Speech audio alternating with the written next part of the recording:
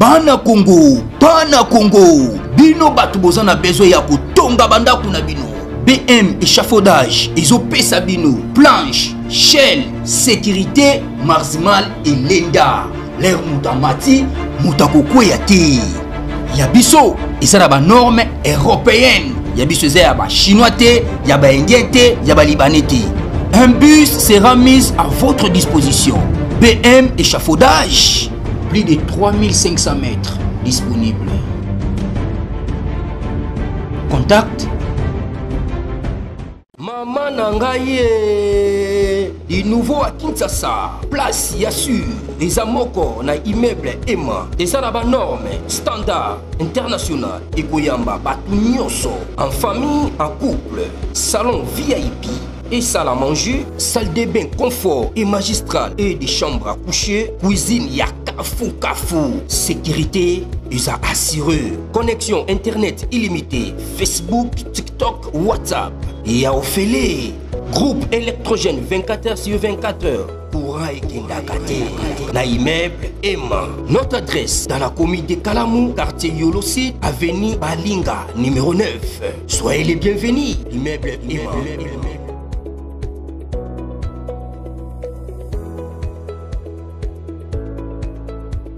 Burundi, Azerbaïdjan. Les armes du Burundi qui font trembler Kigali et Kagame. Un vent nouveau souffle sur la région des Grands Lacs.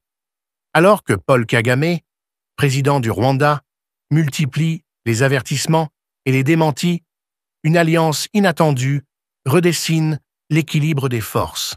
Du Caucase à l'Afrique centrale, les armes azerbaïdjanaises équipent désormais les forces burundaises et congolaises. Des avions cargo reliant Bakou à Gitega arment discrètement une coalition qui renverse la dynamique contre la rébellion M23 et symboliquement contre la domination de longue date de Kigali. Ce qui se déroule dépasse le simple commerce d'armes. C'est l'aube d'une nouvelle ère géopolitique. Aujourd'hui, nous vous plongeons au cœur d'une histoire reliant trois capitales apparemment éloignées, Bakou, Gitega et Kinshasa, dans un triangle stratégique qui ébranle les fondations du pouvoir en Afrique centrale. Au centre de cette histoire se tient un homme qui, pendant 2 décennies, a dicté le tempo des Grands Lacs, Paul Kagame. Mais en 2025, l'équilibre a basculé. La région, autrefois soumise à la volonté de Kigali, se réarme, se réorganise et redéfinit ses alliances. Et Kagame se retrouve sur la défensive. Tout commence fin 2024.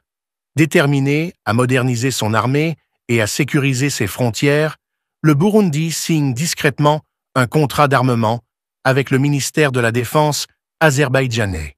Ce contrat inclut des lance-roquettes RPG-7, des mitrailleuses de 7,62 mm, des fusils de précision, des fusils d'assaut et de grandes quantités de munitions. 2 avions cargo IL-76 de Silkway Airlines transportent ces cargaisons vers Gitega en avril et août 2025. De là, une partie de l'arsenal traverse le lac Tanganyika vers Uvira et le front du Sud Kivu, où la Force de défense nationale burundaise, FDNB, combat aux côtés des FARDC congolaises contre la rébellion M23. Pour Kigali, c'est un coup de tonnerre. Ces manifestes de cargaison signifient bien plus que des caisses d'acier.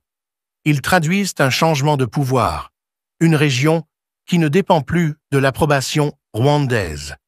Depuis le début des années 2000, Kigali a bâti sa suprématie grâce à une discipline supérieure, des unités de renseignement entraînées par Israël et des drones Bayraktar turcs.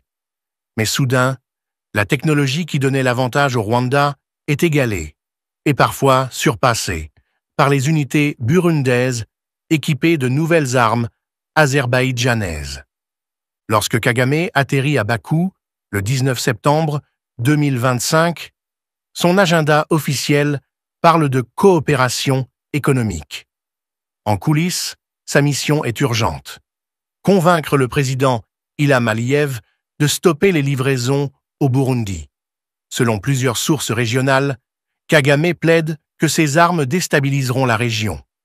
Aliyev écoute poliment et refuse. Pour l'Azerbaïdjan, le marché africain des armes est à la fois lucratif et symbolique. Une preuve que Bakou peut projeter son influence au-delà du Caucase. Les livraisons continuent donc. Kagame rentre à Kigali les mains vides, son aura de contrôle visiblement amoindrie. Sur le terrain, les conséquences sont immédiates. Les opérations conjointes, burundaises et congolaises, progressent à Uvira, Bijombo et Ruzizi. Pour la première fois depuis des années, les colonnes M23 sont forcées de battre en retraite. Des images satellites capturent des convois de camions militaires portant des codes d'exportation azerbaïdjanais sur la route de Gitega à Baraka. Des observateurs à Goma rapportent l'émergence d'un nouveau corridor logistique, un pont d'approvisionnement sud, reliant directement les ports burundais au front congolais. Les officiers burundais vantent la précision des nouveaux systèmes RPG et la fiabilité de leurs viseurs optiques. Les unités de la FDNB, entraînées par des instructeurs azerbaïdjanais, neutralisent avec succès plusieurs drones fabriqués par le Rwanda. Nous pouvons enfin riposter à armes égales, confie un officier à un journaliste congolais. Pour Kigali, habitué à dicter ses conditions, c'est une humiliation. Pour Gitega et Kinshasa, c'est une revanche. Le président Évariste Ndayishimiye, ancien chef d'état-major, croit depuis longtemps que le Burundi doit projeter sa force au-delà de ses frontières pour garantir sa sécurité. Sa doctrine? Prévenir l'agression en prenant l'initiative. En repoussant sa ligne de défense au cœur du Sud Kivu et en coopérant avec les FARDC, le Burundi ne se contente pas d'aider le Congo. Il anticipe l'influence rwandaise avant qu'elle n'atteigne son sol. Kinshasa soutient cette stratégie sans réserve. Le président Félix Tshisekedi y voit une politique de frontières dynamiques, un moyen de protéger les corridors miniers vitaux de Maniema et Tanganyika contre la menace M23. Les armes azerbaïdjanaises deviennent ainsi plus que des outils de guerre. Elles symbolisent une nouvelle architecture de sécurité conçue par des Africains, pour des Africains. Pendant ce temps, la diplomatie rwandaise, autrefois sûre d'elle, commence à s'effilocher. À Bakou, l'échec du lobbying de Kagame ne passe pas inaperçu. La nouvelle de son revers se répand rapidement à Addis Abeba, Kampala et Dar es Salaam. Pendant des années, ces capitales ont vu en lui le réformateur discipliné des Grands Lacs, le leader qui a transformé une nation dévastée en modèle d'ordre. Mais sa guerre prolongée en RDC et les accusations croissantes de violation des droits humains ternissent cette image. Le voir supplier à Bakou porte le coup final. À Kigali, les médias contrôlés par l'État tentent de présenter la visite comme des discussions réussies. Pourtant, le ton des discours ultérieurs de Kagame trahit l'anxiété. Il accuse ses voisins de armer des groupes génocidaires. Un discours recyclé qui jadis intimidait, mais sonne désormais creux. L'Union africaine reste silencieuse. Les États de la SADC louent ouvertement la résilience de Kinshasa. Pour la première fois depuis des décennies, le président rwandais réagit au lieu de dicter. À Gitega et Kinshasa, les célébrations sont discrètes, mais confiantes. Les commentateurs radio locaux décrivent ce moment comme la fin de l'hégémonie rwandaise. La presse burundaise qualifie son pays de petit dragon des Grands Lacs. Au sein des FARDC, le moral grimpe en flèche. Les Wazalendo, patriotes congolais combattant aux côtés de l'armée, saluent l'alliance burundaise comme un symbole de solidarité régionale. Les villageois du Sud Kivu bordent les routes pour acclamer les convois conjoints, rouvrant marchés et écoles dans les zones libérées. L'effet psychologique est immense. Les tentatives de Kagame pour reprendre l'initiative par la propagande et la diplomatie se retournent contre lui.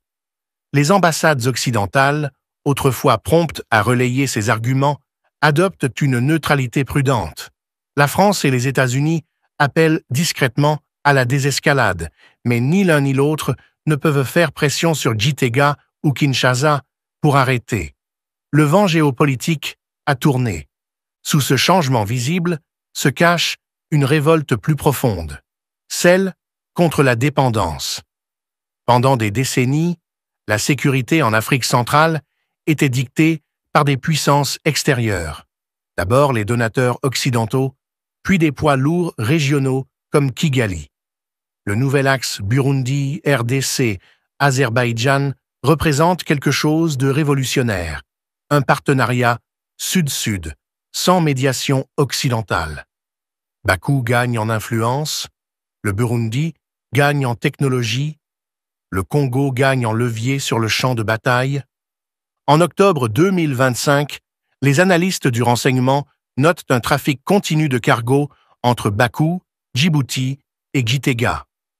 Les conteneurs transportent des pièces d'artillerie, des kits de vision nocturne et des véhicules blindés sous scellés diplomatiques. Ces livraisons contournent les points de contrôle européens qui régulaient autrefois les flux d'armes en Afrique.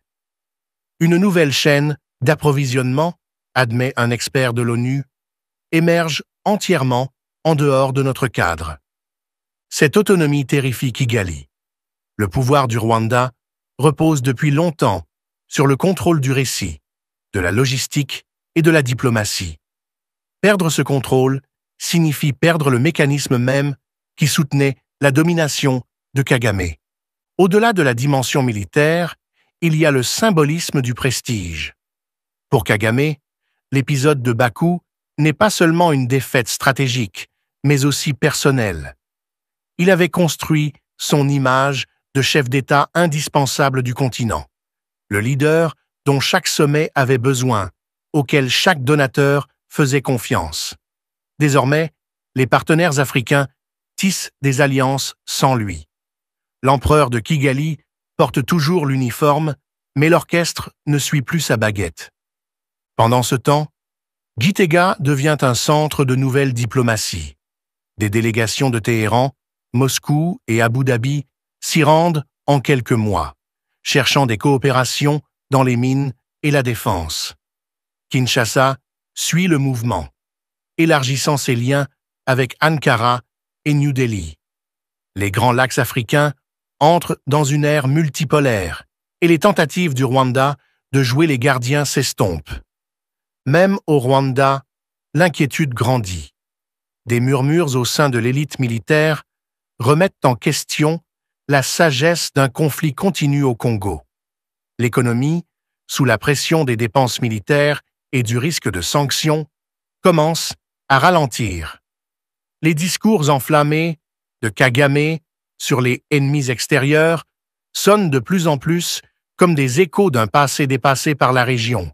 En revanche, le récit du Burundi passe de l'isolement à la fierté. Son gouvernement, jadis sous sanction, accueille désormais des experts et journalistes étrangers curieux de comprendre sa résurgence. L'alliance avec l'Azerbaïdjan ne concerne pas seulement les armes, elle est une question de visibilité, une manière de dire « nous existons, nous décidons, nous comptons ». Ce message résonne bien au-delà des collines de Gitega. Fin 2025, le front sud d'Uvira devient une étude de cas sur l'agence africaine. Une petite nation, avec des ressources limitées et des partenariats innovants, a fait basculer l'équilibre régional. Les colonnes burundaises patrouillent dans des zones qui, quelques mois plus tôt, étaient des bastions du M23. Les ingénieurs des FARDC reconstruisent des ponts pendant que les milices locales déposent les armes pour rejoindre l'effort national. L'image de Kagame, autrefois intouchable, semble de plus en plus acculée. Un dirigeant voyant son influence s'effriter non par une intervention étrangère, mais par un réveil régional. Ainsi, l'accord d'armement Burundi-Azerbaïdjan dépasse la simple note de bas de page dans le commerce militaire. Il marque la renaissance d'une Afrique multipolaire, où les petits États tracent leur propre voie, où la souveraineté est défendue non par des slogans, mais par une autonomie stratégique. Paul Kagame, qui espérait que son voyage à Bakou préserverait sa domination, a au contraire confirmé son déclin. L'histoire pivote souvent sur de petits détails. Une signature sur un contrat d'armement, une requête refusée, un vol d'avion cargo. De ces détails naissent des ères entières. En 2025, une telle ère a commencé. Et pour la première fois, depuis des décennies, Kigali n'est plus au centre de l'échiquier des Grands Lacs. American Dream. Disposant chaîne Investment Group. Rêve américain pour la Kosomba Lopango aux États-Unis. Plus précisément la ville où y a Dallas. Aujourd'hui c'est possible. Pays-moi pendant 30 ans. Ne vous trompez pas l'adresse. Disposant chaîne Investment Group. Voulez-vous acquérir une maison aux États-Unis? L'agence immobilière Dispensation Investment Group d'Elite Global, basée à Dallas, vous en donne l'opportunité. Il vous suffit de verser un acompte pour acquérir une propriété que vous payerez progressivement pendant 30 ans. Oui, vous avez bien entendu, pendant 30 ans. Contactez-nous au +1 737 420 80 84, au +1 469 720 60 93 ou au +1 737 548 51. Dispensation Investment Group, investissez dans votre avenir avec l'immobilier aux États-Unis dès aujourd'hui. Oh ma papa, ton maman, lopango. Rêve américain.